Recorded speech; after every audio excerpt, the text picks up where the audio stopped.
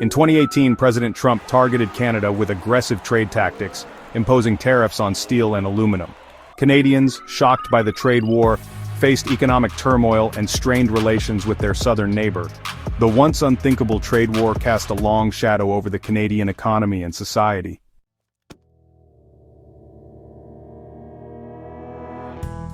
The initial shock and confusion morphed into a quiet but steely resolve.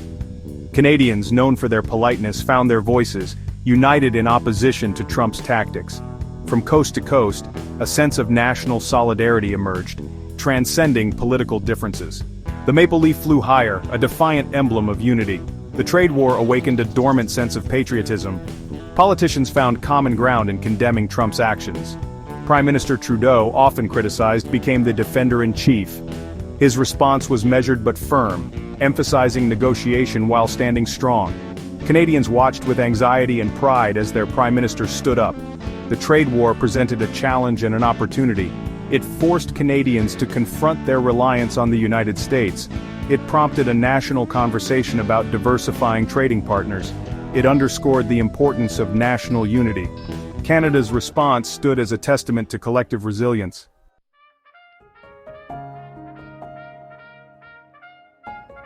As the trade war raged on, casting a long shadow over the Canadian economy, a sense of unease settled upon the nation. The 2019 federal election approached with uncertainty. Prime Minister Justin Trudeau faced challenges.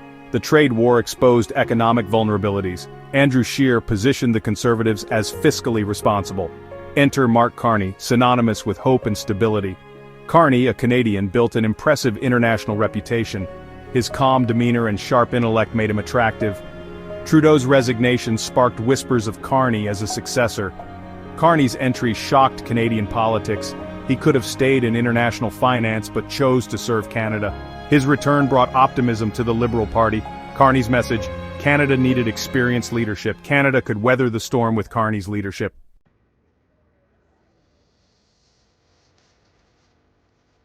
Carney's arrival on the Canadian political scene was met with cautious optimism.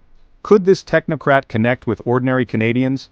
Could he heal divisions and unite a nation grappling with economic uncertainty? Carney made it clear he was not afraid to confront challenges. He spoke about economic diversification, investing in innovation and education, and building a sustainable future. Carney's stance on the trade war resonated with Canadians. He refused to back down in the face of U.S. pressure. It was a fundamental challenge to Canadian sovereignty.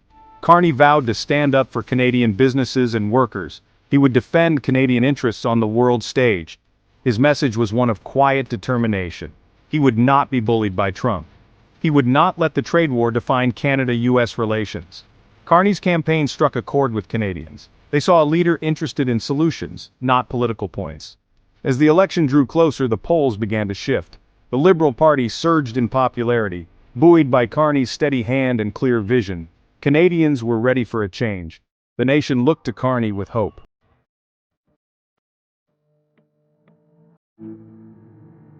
Quebec, with its unique history and culture, has always held a special place in Canada. The trade war complicated Quebec's relationship with Canada, fueling the Bloc Québécois' push for sovereignty. They argued Quebec could better protect its interests alone. Economic anxiety grew, especially in the manufacturing sector. Job losses and business struggles mounted. The Bloc argued for independence while Mark Carney's Liberals promised unity. Quebec faced a dilemma: sovereignty or unity.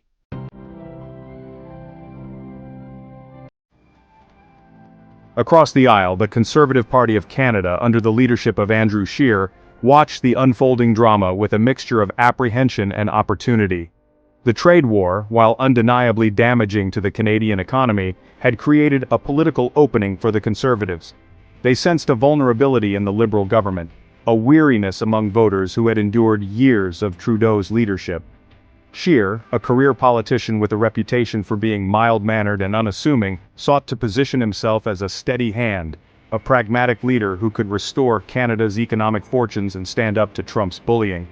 The Conservative Party, born from the ashes of the Reform Party and the Progressive Conservative Party, carried a legacy of fiscal conservatism and a deep skepticism of government intervention in the economy. They argued that Trudeau's Liberal government, with its penchant for deficit spending, and its perceived weakness on the world stage had emboldened Trump, making Canada an easy target in his trade war. The Conservatives promised a return to fiscal responsibility, a tougher stance in trade negotiations, and a renewed focus on traditional Canadian values. Scheer, while acknowledging the need for a strong relationship with the United States, criticized Trudeau's handling of the trade war, arguing that his conciliatory approach had failed to yield results. The Conservatives, they argued, would take a more assertive stance, pushing back against unfair tariffs and defending Canadian interests with greater vigor. They promised to diversify Canada's trading partners, reducing its reliance on the United States and strengthening ties with countries like the United Kingdom, Australia, and the emerging economies of Asia.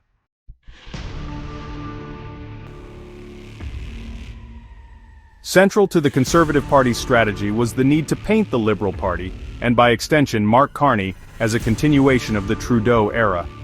Despite Carney's impressive international credentials and his reputation as a steady hand, the Conservatives sought to capitalize on the perception that he was Trudeau's hand-picked successor, a puppet of the Liberal establishment. They highlighted Carney's close ties to the Trudeau government, pointing to his role as an advisor on economic matters during the early days of the trade war. They argued that a vote for Carney was a vote for more of the same, a vote for higher taxes, runaway deficits, and a weak-kneed approach to dealing with Donald Trump. They painted a picture of a Canada adrift under Liberal leadership, its economy stagnant, its international standing diminished, and its values under attack. The Conservatives, they claimed, were the only party that could offer a real alternative, a path back to prosperity, and a return to Canada's rightful place on the world stage.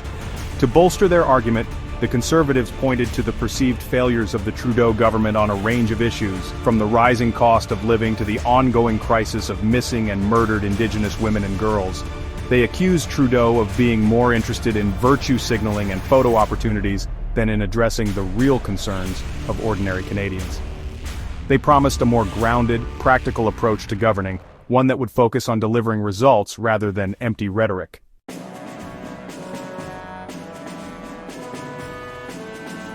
The Conservative Party, acutely aware of the anxieties caused by the trade war, made the economy the centerpiece of their campaign.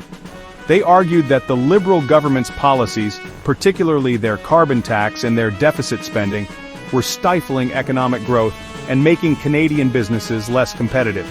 They promised to cut taxes, reduce regulations, and balance the budget, creating a more favorable environment for investment and job creation.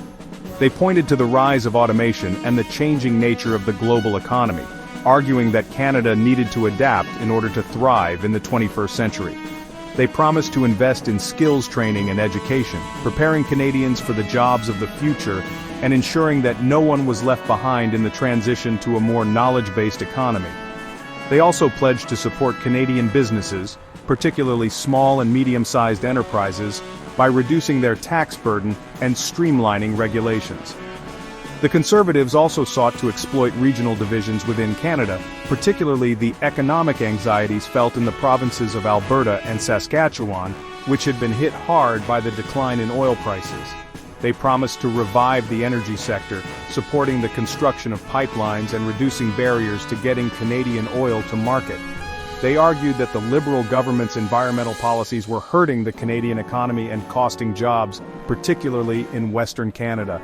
They pledged to strike a balance between environmental protection and economic growth, ensuring that Canada remained a responsible steward of the environment while also creating jobs and prosperity for all Canadians.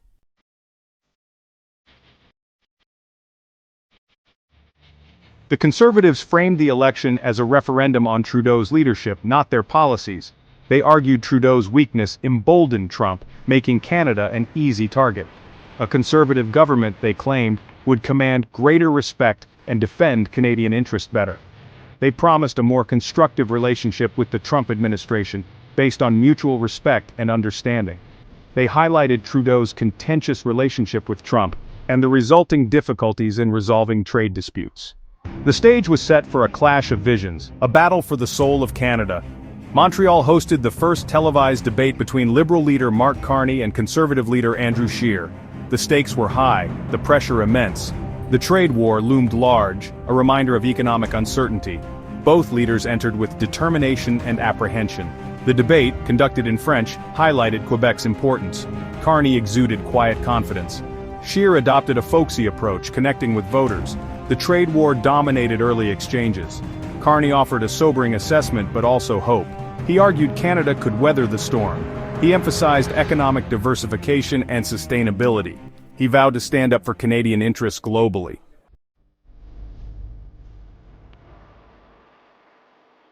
Scheer, seeking to exploit the lingering resentment towards the outgoing Prime Minister, repeatedly attempted to tie Carney to Trudeau's legacy. He accused Carney of being a product of the liberal elite, out of touch with the concerns of ordinary Canadians.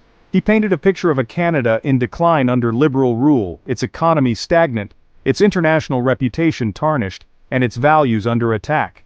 He promised a return to conservative principles, a focus on fiscal responsibility, lower taxes, and a tougher stance in trade negotiations. However, Scheer's attempts to portray Carney as a Trudeau clone rang hollow. Carney, with his international experience and his reputation as a steady hand, simply did not fit the mold of a partisan liberal. Moreover, Carney's calm demeanor and his reasoned arguments contrasted sharply with Scheer's more aggressive and often negative campaigning style. While Scheer sought to exploit the politics of fear and division, Carney appealed to Canadians' sense of unity and their belief in a common purpose.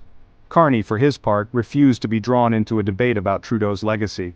He acknowledged the challenges of the past few years, but he insisted that the election was about the future, not the past.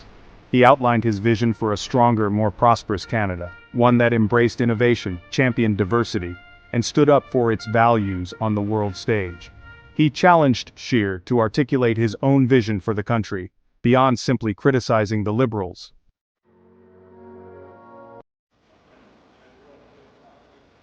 While the debate between Carney and Scheer dominated the headlines, another equally significant drama was unfolding within the ranks of the Bloc Québécois. The party, long a champion of Quebec sovereignty, found itself grappling with a dilemma. The trade war, with its emphasis on national borders and economic self-interest, had breathed new life into the sovereignty movement. However, the rise of Mark Carney and the Liberal Party's surge in popularity had also given pause to some Bloc supporters. Carney's economic credentials and his promise of steady leadership held a certain appeal, particularly in a time of economic uncertainty. Moreover, Carney's personal story, a son of Quebec who had achieved success on the world stage, resonated with many Quebecers. The Bloc, sensing a potential loss of support, found itself torn between its long-standing commitment to sovereignty and the pragmatic desire to secure a favorable outcome for Quebec within the Canadian Federation. Some within the Bloc argued that the time was ripe to push for a new referendum on Quebec's sovereignty, capitalizing on the uncertainty and division created by the trade war. They argued that a sovereign Quebec would be better positioned to negotiate its own trade deals, protect its industries, and preserve its unique culture and language. Others, however, cautioned against such a move, arguing that it would be divisive and ultimately counterproductive. They pointed to the economic costs of separation and the uncertainty it would create for Quebec businesses and workers. They argued that Quebec's interests would be better served by working within the Canadian Federation to secure a better deal for the province.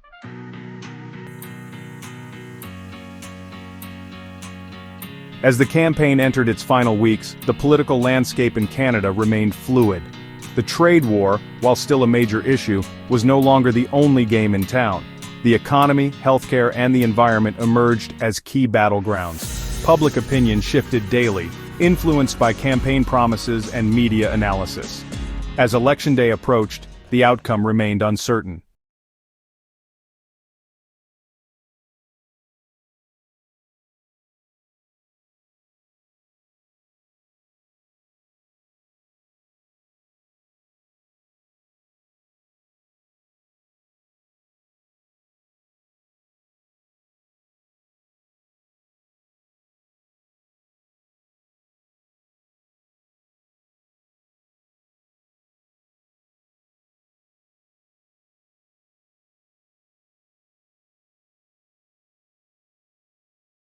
Message of economic competence resonated with Canadians. However, their lead was not insurmountable. The Conservative Party, led by Andrew Scheer, remained within striking distance. Scheer solidified his base in Western Canada, particularly in Alberta and Saskatchewan. The Bloc Québécois struggled, their support dwindling to the low teens. Internal divisions and Carney's appeal to Quebec voters took a toll. The New Democratic Party, led by Jagmeet Singh, remained mired in the single digits. Despite Singh's advocacy for social justice, the NDP struggled to break through.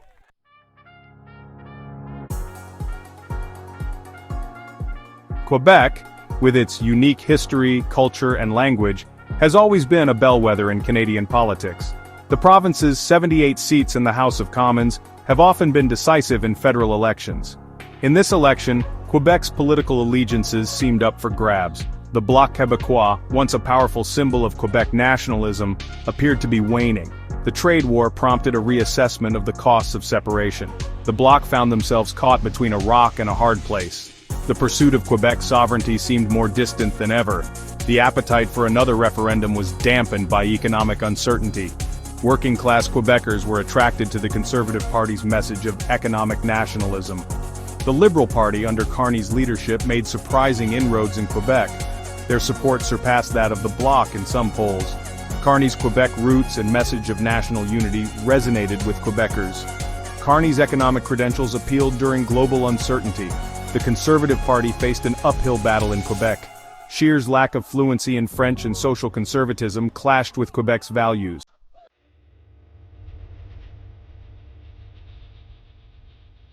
While Donald Trump's name was not on the ballot in the Canadian federal election, his presence loomed large over the campaign. The trade war, initiated by Trump's administration, had left an indelible mark on the Canadian psyche. It had a profound impact on Canadian politics, scrambling traditional alliances and elevating trade issues. The Liberal Party adopted a cautious approach, avoiding direct confrontation with Trump. The Trump effect influenced voter perceptions and added an unpredictable element to the election.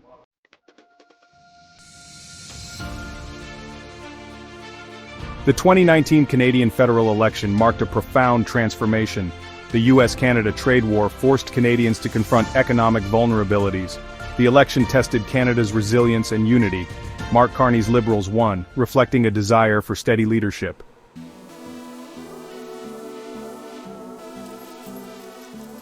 The trade war, while officially declared over with the signing of a revised trade agreement between Canada, the United States, and Mexico, left an enduring legacy on Canadian politics and society. The experience of being targeted by its closest ally, of having its economy held hostage to the whims of a capricious US president, had a sobering effect on Canadians. The trade war shattered the illusion of a special relationship between Canada and the United States, exposing the underlying power dynamics and the transactional nature of the relationship. The trade war also accelerated a trend that had been underway for some time: the diversification of Canada's economic and political relationships. The Canadian government, recognizing the need to reduce its dependence on the US market, had been actively pursuing trade agreements with other countries and regions, including the European Union, Japan, and the Trans-Pacific Partnership.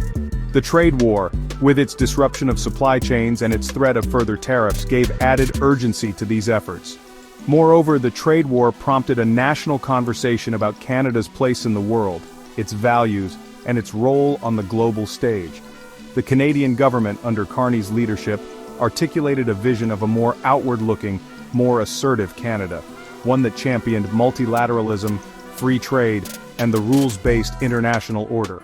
Canada, with its reputation for diplomacy, peacekeeping, and its commitment to international development, was well positioned to play a leading role in shaping a more just and sustainable world. The trade war, while undoubtedly a difficult experience, had forced Canadians to re-examine their assumptions, to confront their vulnerabilities, and to chart a new course for the future.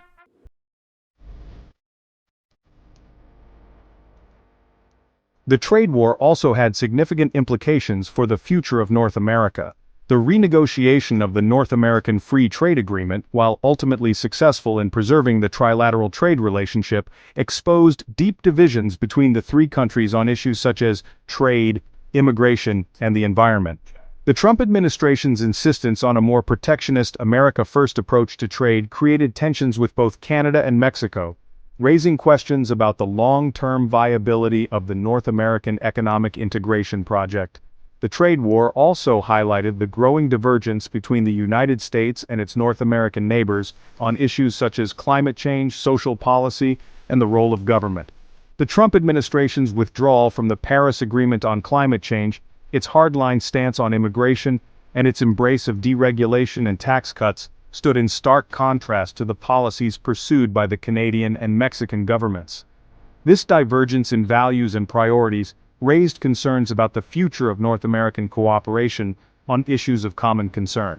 Despite these challenges, the economic and geographic realities of North America ensured that the three countries would remain inextricably linked. The trade war, while undoubtedly a setback, also served as a wake-up call, prompting a reassessment of the North American relationship and the need for a more balanced and sustainable partnership. The future of North America, while uncertain, would depend on the ability of the three countries to find common ground, to manage their differences, and to forge a new model of cooperation that reflected the realities of the 21st century.